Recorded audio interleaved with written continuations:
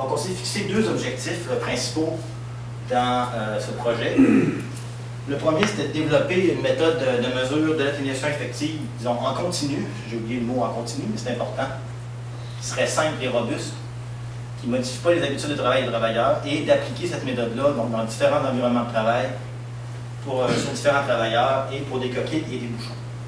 Donc la méthode qu'on a utilisée, c'est basé sur le principe du FMEA, Field Microphone in the Real Ear, qui consiste à prendre des microphones miniatures et les insérer dans le canal auditif de sujet. Donc on voit ici, on a deux microphones en fait dans ce petit ensemble, c'est gros comme une scène, vous voyez. Il y a deux microphones, il y a un microphone ici et un microphone ici. Et ce microphone-là, on va l'insérer dans le protecteur, donc on va aller mesurer ce qui se passe sous le protecteur. Et ce microphone-là va mesurer ce qui se passe à l'extérieur. Donc c'est ce qu'on a illustré ici. Pour des coquilles, on a percé une coquille et on vient insérer ce doublet microphonique, donc deux microphones, un qui mesure à travers un tube en dedans et un qui mesure à l'extérieur. Et pour les bouchons, on a utilisé des bouchons qui ont été développés par la compagnie Sonomax, une compagnie montréalaise, qui font des bouchons moulés qui contiennent déjà un petit tube ici. On vient insérer un microphone, le doublet microphonique, et on va les mesurer ici à l'entrée du canal auditif. On branche ces microphones-là sur des enregistreurs numériques et on fait de l'enregistrement en continu. Et avec ces données-là, on peut aller voir ce qui se passe à l'extérieur et sous les protecteurs et estimer la protection. Donc le système ressemble à ça. Donc les microphones sont branchés à un petit enregistreur numérique qui est assez léger, je pense qu'il pèse 300 grammes. On le met dans une pochette. Donc quand c'est tout dans la pochette, ça ressemble à ça. Et on vient le mettre sur les travailleurs, l'attacher, le clipper. Donc ce qu'on fait, c'est qu'on arrivait sur place le matin, on partait dans une enregistreuse, on fait l'instrumentation, on les laisse toute la journée avec ça. Donc on enregistre en continu ce qui se passe. Eux font leur journée avec ça. En fin de journée, on vient rechercher les enregistrements, puis après ça, on fait le processing après. Donc je vais vous montrer un travailleur en action avec le système.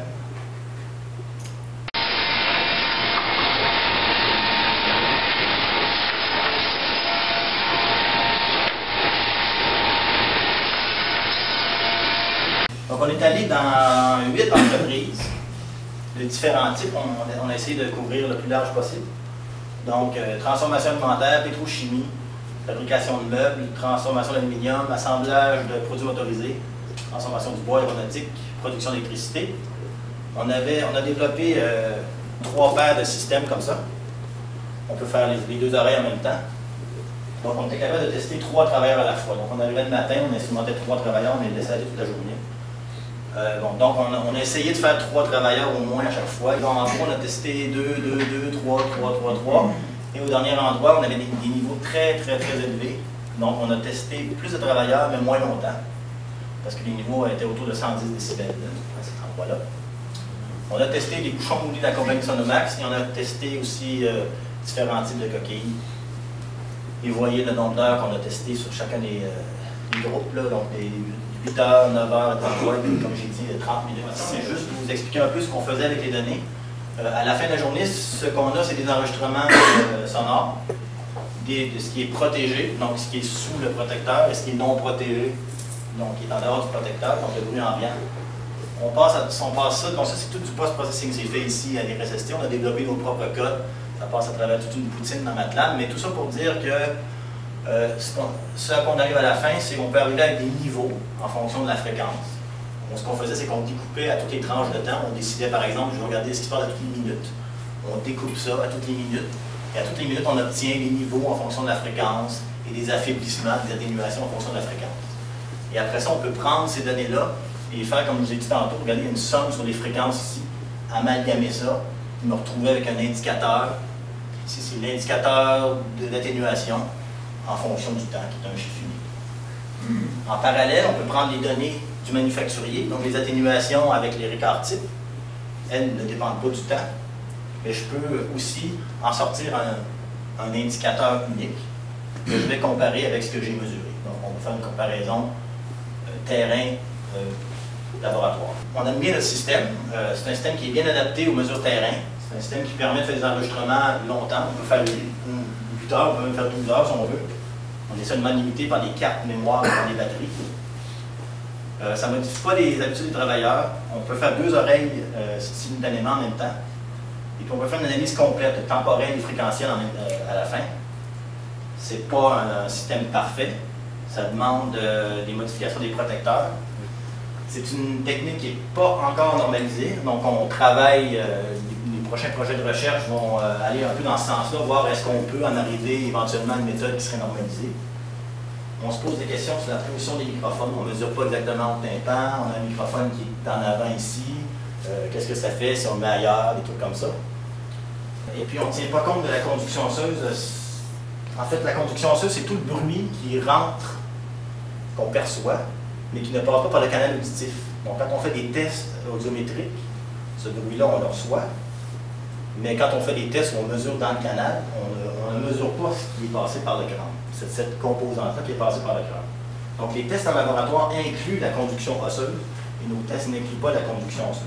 Donc c'est pas très grave parce que cet effet de conduction osseuse, on la voit apparaître, cet effet-là, on le voit apparaître seulement dans certaines conditions bien établies, là. Mais il faut quand même le mentionner que notre technique ne permet pas de tenir en compte cet effet. Juste pour vous dire que quand nos microphones sont insérés ici, ils sont insérés à travers un petit tube, ils ne sont pas au tympan, donc il faut faire des facteurs de correction qui vont nous ramener à quelque chose. Il faut tenir compte du petit tube, il faut tenir compte du fait qu'on n'est pas au tympan, donc il y a des facteurs à rajouter. Ces facteurs-là ne sont pas très bien connus. Il y a aussi, quand vous allez faire la sonométrie en milieu de travail, et vous mesurez des niveaux pour les comparer à des valeurs réglementaires, vous faites ça avec un sonomètre, quelque part, il n'y a pas la tête du travailleur. Vous regardez comme ça, vous prenez la mesure, la tête n'est pas là. Le fait que la tête soit là, quand on mesure, comme là on a un microphone tout près de la tête, ça change beaucoup les données. Donc il faut réussir à passer d'une mesure ici à une mesure, ce qu'on appelle en champ libre, où il n'y a pas de tête. Et ça, c'est un paramètre, je l'ai appelé compensation. C'est un paramètre qui n'est pas très bien connu quand on a des protecteurs auditifs. Donc ça pour dire que le passage de la mesure sous protecteur à l'équivalent champ libre, ce que je viens de vous expliquer là, ça demande encore beaucoup de recherche. On a utilisé des approximations dans le projet qui semblent assez bien marcher, mais il faudrait qu'on travaille plus fort là-dessus. Donc j'ai écrit recherche en cours. Alors je vais présenter des résultats. On est maintenant entre 110 et 115 décibels, donc c'est des bruits très importants. En principe, ils devraient porter la double protection, les gens qui travaillent dans ces environnements-là, c'est-à-dire bouchon et coquille. Dans le cas où on est allé, pour l'étude, on ne portait que des coquilles, donc on a fait des tests que sur 30 minutes. Donc, ce qui est intéressant de noter, c'est ça ici. Vous voyez comme la protection varie beaucoup. Elle est quand même assez bonne, mais elle varie quand même pas mal. Puis tout d'un coup, à un moment donné, elle monte et elle devient très stable. Puis ce qui est arrivé, en fait, c'est qu'on a demandé à 19h40 ou 19h48, on a demandé d'enlever ses lunettes. Il fait la protection, tout d'un coup, on a très très bien mesuré, ça monte de 5 à 8 dB. Donc juste le fait ici d'avoir des lunettes, là, ça peut jouer sur l'étanchéité ici. Là, on a très très bien mesuré là-dessus. Donc c'est un exemple, on peut utiliser une technique pour essayer de quantifier un effet. Alors là, on pourrait dire, ben, bingo, c'est bien, vous avez des lunettes, c'est 5 à 8 dB, puis vous coupez ça de 5 à 8 dB. Alors, je vais vous montrer un autre travailleur qui, lui, bien protégé tout le temps. On lui a aussi demandé d'enlever ses lunettes, puis lui, ça n'a rien fait. Ben, lui, il n'avait pas les mêmes lunettes. Ben, lui, il n'avait peut-être pas de cheveux, je me souviens pas du travailleur en question. Mais juste pour vous montrer que c'est pas garanti que si vous avez des lunettes, c'est moins bon. Ça dépend des lunettes, ça dépend de votre protecteur, ça dépend de quelque chose. On a fait les mêmes genres de mesures aussi avec des casques de protection. Si on a un protecteur sur des casques, quand les travailleurs bougent, le casque bouge. Alors, il y a certains travailleurs où ça variait beaucoup, mais il y en a d'autres, ben, les coquilles étaient bien clippées, ça serrait bien, on ne voyait pas beaucoup de variations. Donc, on ne peut pas vraiment généraliser, malgré le fait qu'on observe des effets importants. Donc voilà des exemples, des résultats, on en a un paquet, je ne vous en présenterai pas plus que ça. Je vais juste essayer de résumer un petit peu ce qu'on a obtenu. Donc on a obtenu beaucoup de variations dans les atténuations. Différence gauche-droite. Pour un même individu, il n'y a pas les mêmes choses aux deux oreilles. Beaucoup de différences entre les individus pour un même modèle. Beaucoup de variations en fonction du temps. On a observé moins de variations pour les serre-têtes que les bouchons, mais c'est quelque chose qui a déjà été observé auparavant. Des atténuations terrain plus faibles que les laboratoires. conformément avec ce qui est déjà obtenu, en particulier pour des bandes de fréquences que j'appelais des basses fréquences. Donc, ce que je viens de dire là, au sujet des lunettes et tout ça, c'est que c'est très difficile de généraliser un ensemble de travail. On pense que c'est pas possible. Là. Si vous revenez à mon exemple de bouchon, là, lui, ce que ça vous dit, c'est que tout le monde devrait avoir 33 ces bouchons-là. Ben, c'est pas vrai, pas tout le monde va avoir 33 si vous les essayez. Et c'est ce que nos résultats tendent à confirmer. Il y a dans beaucoup de pays, particulièrement en Europe, on utilise des politiques de déclassement. C'est-à-dire qu'on va dire, OK, je vais prendre 33, puis si les bouchons, vous coupez par deux. Donc, vous dites, ça va être 16. Et vous faites vos prévisions avec 16 plutôt que 30. Ça a l'avantage d'être une approche qui est simple, c'est facile à comprendre, c'est simple. Alors, ils nous disent, pour des bouchons, on coupe de 50 pour des coquilles, on recule de 25 parce que c'est un peu moins, tout ça. Et c'est assez populaire dans certains pays pour la simplicité, mais nous, compte tenu des résultats qu'on a obtenus, on croit que ce n'est pas la bonne façon de faire ces politiques de de-rating ou de déclassement. On pense que ce serait important d'avoir des indicateurs de performance personnalisés. Donc, ce serait bien si chaque travailleur pouvait avoir son indice à lui. Et il y a quand même une tendance de fond chez beaucoup de manufacturiers d'essayer de développer des systèmes de mesure qui permettraient aux travailleurs, une fois qu'on achète des bouchons ou des coquilles, d'aller se tester eux-mêmes ou de tester avec quelqu'un qui disait, ben voilà, ta protection, c'est ça pour toi. Et vous l'avez vu aussi,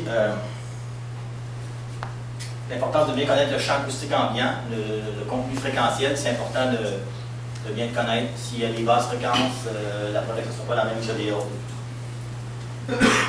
Il reste des choses à faire. Je vais passer assez vite, là, je vous explique dans tous les facteurs de compensation, les facteurs de correction, tout ça. On veut travailler là-dessus. L'effet de la position des microphones, le fait qu'on ne mesure pas exactement au tympan, qu'est-ce qu'on va faire comme correction. Je viens d'en parler, la protection individuelle par rapport à des moyens sur des gros. On veut travailler là-dessus. On aimerait ça aussi appliquer ça à d'autres types de protecteurs, par exemple des bouchons de mousse, des protecteurs avec des systèmes de communication ou des systèmes de contrôle actif, ou toutes sortes d'autres protecteurs. On aurait aimé ça, on aimerait ça faire une taille d'échantillon plus grande. On a quand même testé peu de travailleurs et quand même peu d'usines, mais c'est le fun de faire quelque chose de plus grand. Et un autre aspect qui m'intéresse particulièrement, c'est tout ce qui est traitement de signal. On entend beaucoup parler, quand on écoute l'enregistrement, il parle beaucoup. Qu'est-ce qui se passe quand il parle? Est-ce que quand il parle, la protection est la même que quand il ne parle pas? Est-ce que la bouche bouge? Est-ce qu'on a des choses différentes? Donc c'est difficile à faire. On avait des 8 heures d'enregistrement, écouter ça, détecter. On aimerait ça développer des algorithmes qui nous permettraient de détecter automatiquement les événements dans le temps, comme quand il y a de la parole, ou est-ce qu'on pourrait détecter, par exemple, quand un travailleur enlève son bouchon automatiquement ou pas, ou retire sa coquille, est-ce qu'on pourrait faire une détection automatique afin de mieux comprendre ce qui se passe.